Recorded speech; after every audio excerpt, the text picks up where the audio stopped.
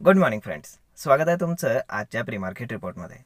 तर मग चला सुरुवात करूयात आजच्या या प्री मार्केट रिपोर्टला आणि जाणून घेऊयात की आज आपल्या मार्केटमध्ये काय होऊ शकतं ते. त्याआधी जाणून घेऊयात शुक्रवारी US मार्केटमध्ये काय झालं ते. शुक्रवारी US मार्केट जे आहे तर ते ऑलमोस्ट आपण म्हणू शकतो की मिक्स क्लोज झालेलं आहे. त्यानंतर जर आपण आता USचे फ्युचर्स पाहिले तर ते मोस्टली ग्रीनमध्ये ट्रेड करत आहेत. त्यानंतर आपण जर एशियन आणि युरोपियन मार्केट जर पाहिले तर तेही बऱ्यापैकी ग्रीनमध्ये आहेत आणि बाकीचे मार्केट्स जापनीज मार्केट थोडंसं वरती आहे तिथल्या डेटामुळे. जर आता आपण एकंदर FIS DIचा जर डेटा पाहिला तर त्याच्यामध्ये शुक्रवारी FISनं पुन्हा एकदा सेलिंग केलेलं आहे 4,300 कोटींच्या आसपास आणि डोमेस्टिक इन्स्टिट्यूशन्सनेही ऑलमोस्ट तेवढंच बाईंग केलेलं आहे. आता महत्त्वाची गोष्ट अशी होती की US जे आपले पंतप्रधान मोदी गेलेले होते तर त्यांना तिथे निगोशिएट करण्यासाठी भाग पाडण्यात आलेला आहे. म्हणजेच US जे काही गुड्स इंडियामध्ये येतात त्याच्यावरती खूप जास्त टॅरिफ्स लावले जातात तर ते कमी करण्यासंदर्भात फार मोठी चर्चा झालेली आहे. त्यानंतर भारत आता US देखील ऑइल वगैरे परचेस करणार आहे. या बऱ्याचशा गोष्टी त्याच्यामध्ये झालेल्या आहेत की ज्या USच्या फेवरमध्ये आहेत. तर मग यामुळे आजपासनं जर FISचं काही सेलिंग कमी वगैरे झालं तर ते पाहावं लागेल की ते त्यामुळे होत होतं का, तर ते पाहणं जास्त गरजेचं आहे. तर मग ते आजच्या डेटावरून आपल्याला समजेल संध्याकाळी. जर आता आपण स्टॉक स्पेसिफिक पाहायचं झालं तर रिलायन्ससाठी बॅड न्यूज आहे. ते म्हणजे की ONGCच्या अगेन्स्ट एक केस चालू होती रिलायन्सची, तर त्यात 15,000 कोटींचं जे काय आहे कॉम्पन्सेट होतं, तर ती केस लूज झालेली आहे रिलायन्सकडनं. परंतु आता साहजिकच आहे, हायकोर्टातली केस होती, ती सुप्रीम कोर्टात जाणार, बऱ्याचशा गोष्टी होणार. परंतु ही न्यूज रिलायन्ससाठी बॅड आहे.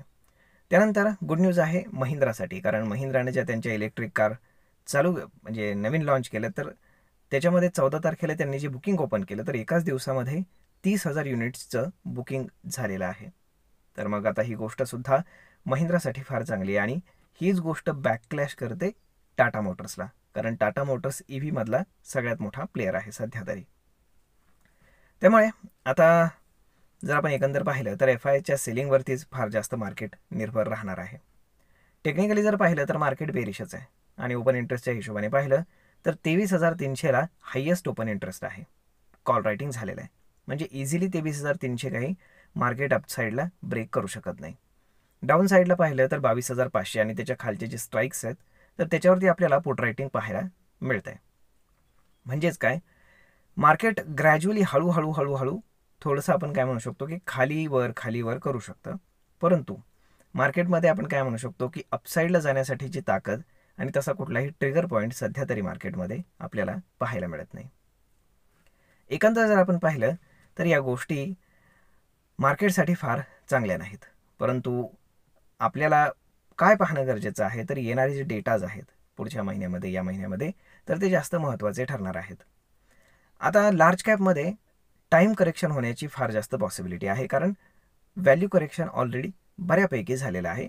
हायपासनं स्टॉक्स 30-30, 40-40% अगदी लार्ज कॅपसुद्धा डाऊन झालेले आहेत. आणि जे स्मॉल कॅप आणि मिड कॅप स्टॉक आहेत तर ते अजूनही पडण्याचे चान्सेस आहेत टिल मार्च एंड, कारण त्यामध्ये अजून बरीच जागा शिल्लक आहे. परंतु लार्ज कॅपमध्ये फार काही आपल्याला स्कोप सापडत नाही डाऊन साईडला जाण्यासाठी. इथे मग हळूहळू स्टॉक्सचं ॲक्युम्युलेशन होऊ शकतं आणि त्यानंतर मग मार्केट आपल्याला रिव्हर्स झालेलं पाहायला मिळू शकतं. तर मग मित्रांनो, अशा पद्धतीने आता एक्सपायरीला 2 दिवस राहिलेले आहेत, 2-3 दिवस. त्यामुळे पाहावं लागेल की आता काय घडतंय ते येणाऱ्या पूर्ण दिवसांमध्ये. आय होप आज जर आपण गिफ्ट निफ्टी पाहिलं तर gift Nifty almost flat opening show करते, त्यामुळे जास्त काही तिथे पाहण्यासारखं नाही आहे. आय होप तुम्हाला हा व्हिडिओ, ही माहिती नक्कीच ट्रेड आणि इन्व्हेस्टमेंट करण्यासाठी उपयोगी पडत असेल. जर हा व्हिडिओ तुम्हाला आवडला असेल तर आपल्या जवळच्या मित्रमंडळींसोबत देखील हा व्हिडिओ तुम्ही शेअर करायला विसरू नका. धन्यवाद.